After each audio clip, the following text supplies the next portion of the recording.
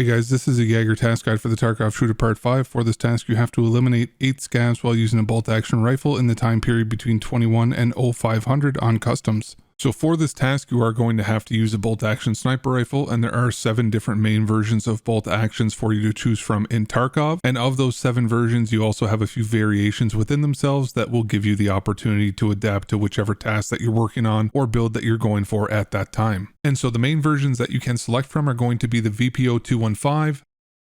the Mosin, the SV98, the T5000, the DVL-10, the M700, and also the big boy Lapua.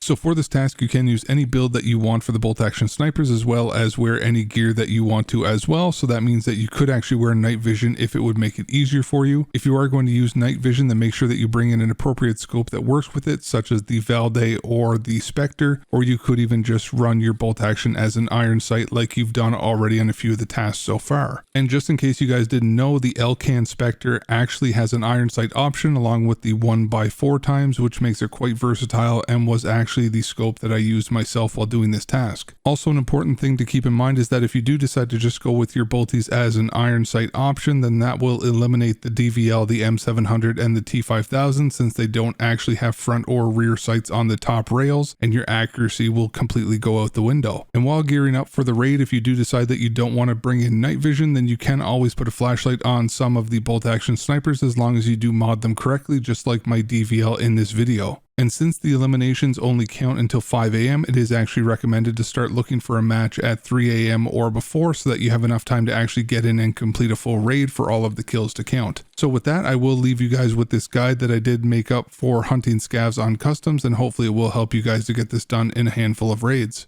So here's a map of customs, and as you guys can see, I have circled a bunch of the areas on the map to try and help identify most of the better scav spawns or areas where they do tend to roam. And it is definitely possible to get 10 plus scav kills in a single raid for this map, especially if you know where to go. I did also place a crosshair on the map to try and help to identify where the potential scav sniper spawns are located for you guys. And you guys will also notice I did not circle the dorms area or the fortress areas on this map, and this is because if you're looking to kill scavs as fast as possible for a task, these 2 areas are not going to be worth the risk of running into PMCs for the minimal amount of scav potential. So for this route, I do have it mapped out as though you do get the spawn in the bottom left hand corner by the storage area and then the big red building. This is widely viewed as one of the worst spots that you can potentially get for customs. However, if your goal is to come here for scavs, this one can actually work in your favor, since you will be able to work from one side of the map to the other without having to backtrack, and then you can really maximize your scav eliminations for the raid. And when you do spawn here, then typically it will give you enough time for the big red scavs to spawn in if they are going to during this raid. So by starting over here at the big red building, there's typically 1 to 3 scavs here that can spawn within this area. Typically they will be outside of the big red building anywhere in the yard, but I have had them go inside the building and run anywhere around on the ground floor.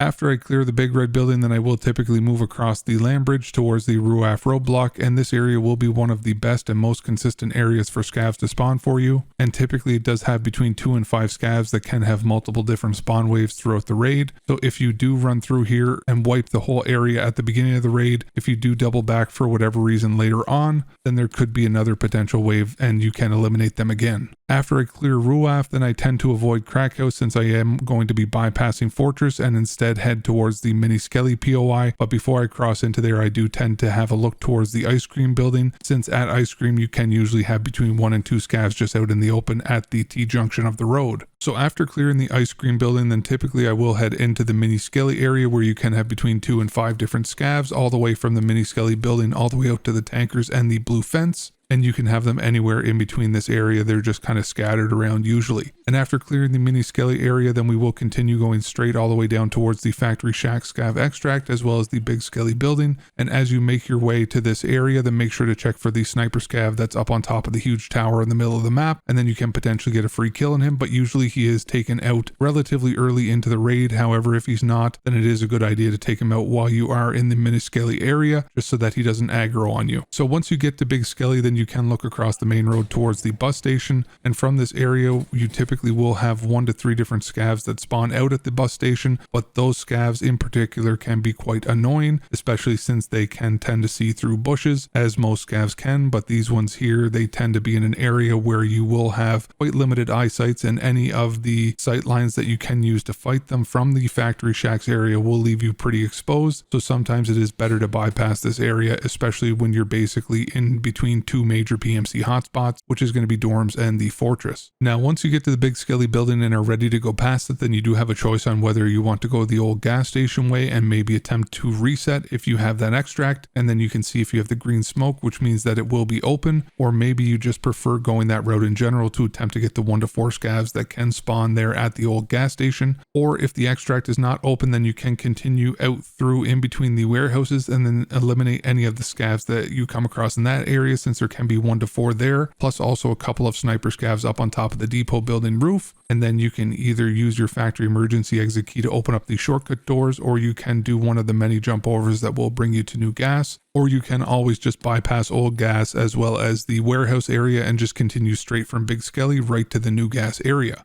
And at the new gas, then you will usually have between 1 and 4 scavs that are going to be in and around that area, but sometimes you also have the opportunity to get Rashala and his guards, and if they have spawned there, if you are successful in eliminating either him or any of his guards, then they will count as a scav towards your task. So after clearing new gas, then we will make our way towards military checkpoint, and then you can have scavs just below the sniper ridge on the grass hills in between new gas and the military checkpoint, so be aware of that. And once you get near the military checkpoint building, then you also have between 2 and 4 scavs usually around the building on the ground, as well as a sniper scav spawn on the second story of the building. Usually once I clear military, then I will head up towards the USEC or the green screen building, but I typically will check the choke point area next to the depot first, just because you can have scavs patrolling that crossover area sometimes, and I do not want to be shot in the back. And then once we move over towards the USEC building, then there can be between 1 and 4 scavs all around or inside of the building. I tend to find them out back or just inside the back door in the corner of the stairwell.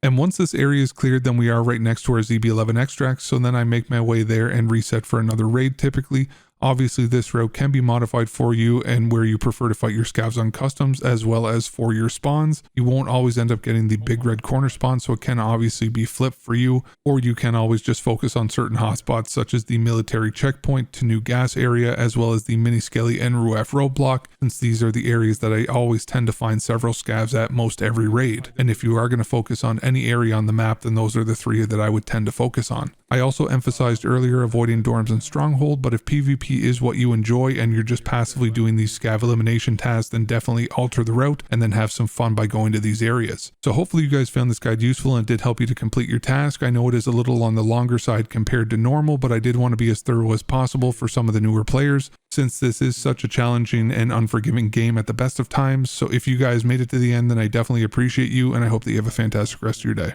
So what you're seeing on the screen right now is just a couple of my different social links in case you guys wanted to connect more easily. I am primarily streaming on Twitch now multiple nights a week. So if you do want to connect with me or my community, that would probably be the easiest way to do so. And if you do come over to the Twitch and you want to join the Discord community, then just type !Discord or cord in the chat in order to get an invite link. And if you don't use Twitch, then I do have a link in the picture as well as a link below in the description. And we are growing and currently have an active and welcoming community with people of all experience and skill levels. So there will always be someone who could help to answer any questions that you may have. As always, thank you guys so much for stopping by and watching the video, and I hope that you have a fantastic rest of your day.